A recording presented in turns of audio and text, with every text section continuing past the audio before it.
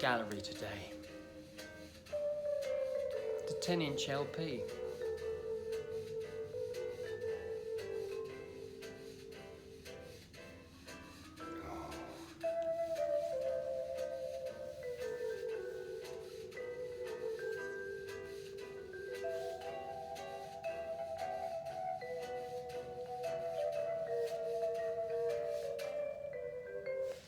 And this is a thread that's been started by Berwickshire Mike, and I caught it via Rob Walker, but Mike's had a very good idea and do one on 10-inch singles, EPs and albums. So I'm going to do 10-inch LPs because I've got loads of 78s, but you know, they don't have as much appeal, do they?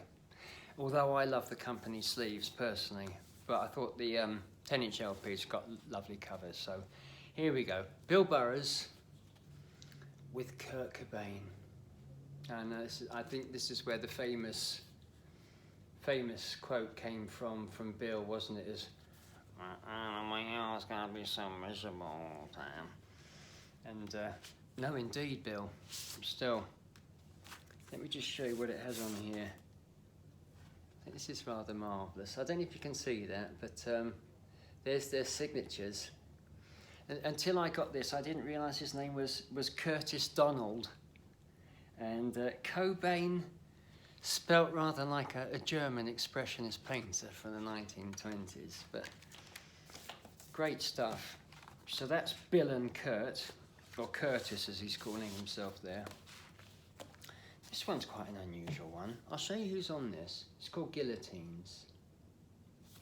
And I don't know. I'll just take it out so you can see who's on there.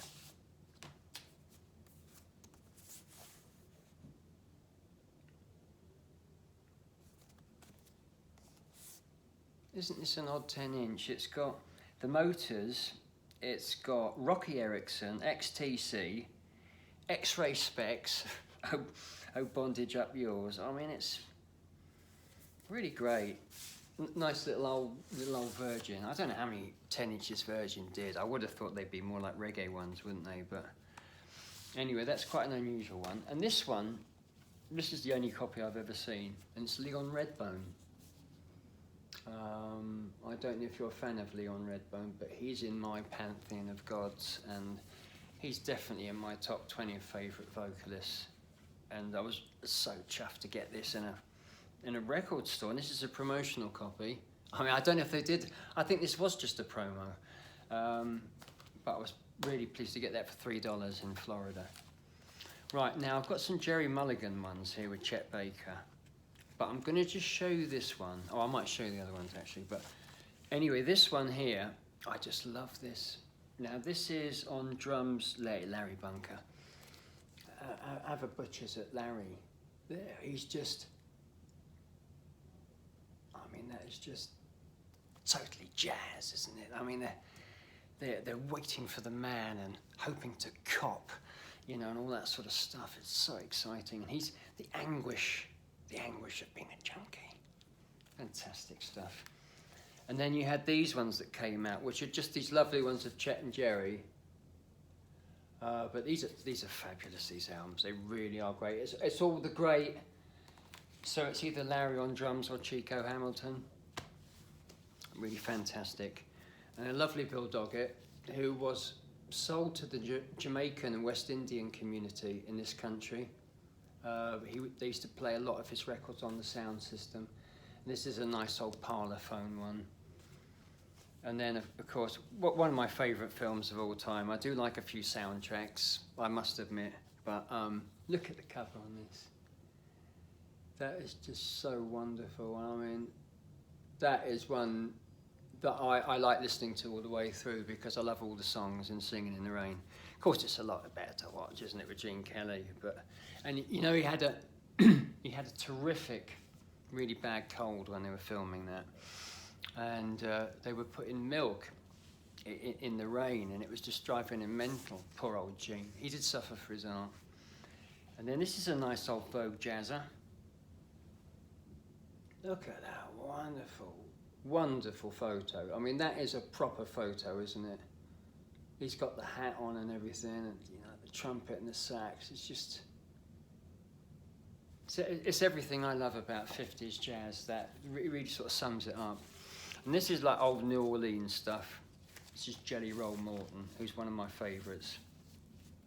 This is a lovely English one. I don't know if you're familiar with this stuff, but it is the classic old jazz New Orleans style, you know, really fantastic stuff. And then this is the Wolfe. Now, the Wolfe were a very interesting company.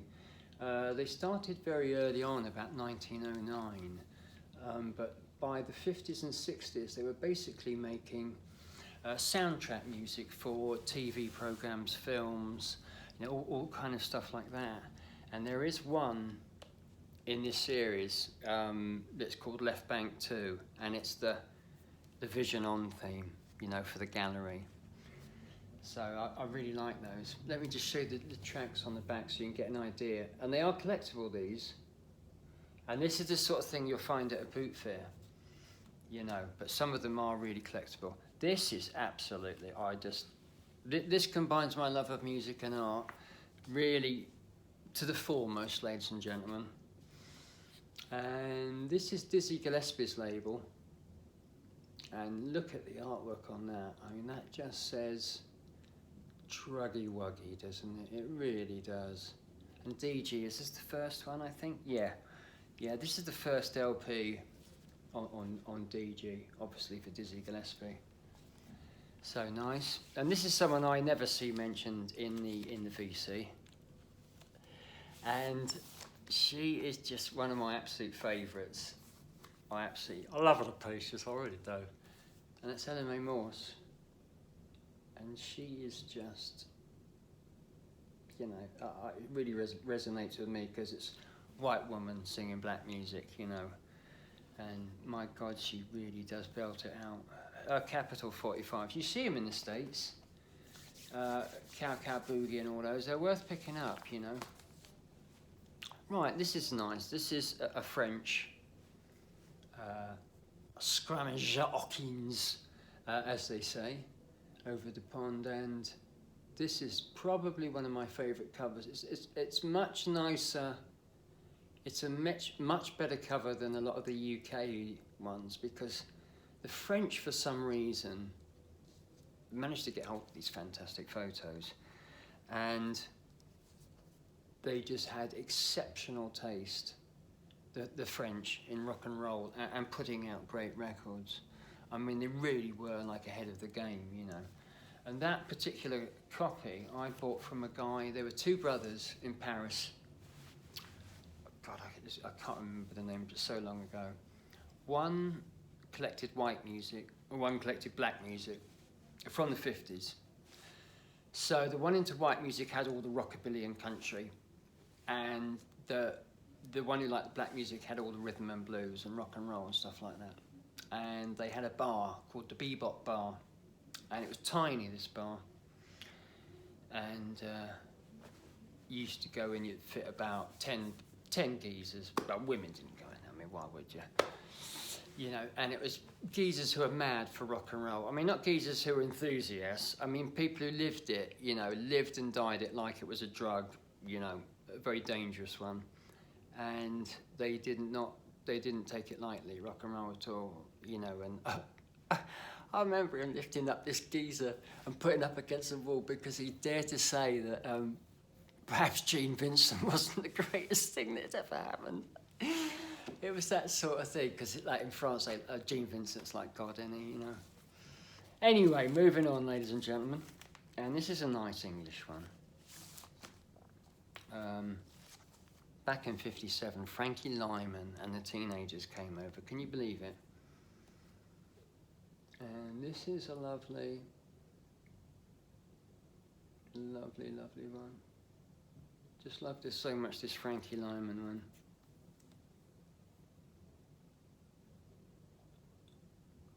Really marvellous. And again, you just don't see that at all. Right. Now, in the States, Loving You came out as a 12-inch album. I've got one upstairs. But in England, for some reason, they saw it only fit to be a 10-inch, and this is it. And it is absolutely lovely. I mean, it's a proper artifact, isn't it? Look at the lovely photos on the back. And so I don't know what you're missing. It's got Mean Woman Blues. I mean, that's the main one, isn't it? And got a lot of living to do. You got to have them, haven't you? Party. It's got. I don't think it's really missing a lot, to be honest. But nice bit of Elvis, and then combining, of course, my love of art and music. This is a David Stone Martin cover, and it's me, Luck Lewis, and Slim Gaillard. Look at that lovely cover. And that's one of his really fine drawings for both there. And he was just took commercial art to the absolute heights, didn't he? And the opera in Vault in the Groove Juice Symphony. One of them's called Presto Con Stomp with the Floy Floy. Tremendous. He used to play in the 80s. Slim Gaillard used to play up in the Mud Club, and he used to be there all the time, and you could just go and chat to him. And he was one of the guys that inspired Jack and Neil, you know, in On the Road. That was one of their inspirations. Now this is unusual. This is the Goons, of course, were from the 50s, but in the 60s, the Goons had a TV show. Isn't that marvellous? Unfortunately, it's 64. I don't remember it at all. I was too young. But it must have been absolutely marvellous. And it's got Ying Tong Song on it and, you know, all the classics. See what's on it. I really like that. And then, probably my favourite 10-inch, apart from Lord Buckley, of course, just because it's such an exotic artefact for me, and it meant so much to me when I was a teenager, and it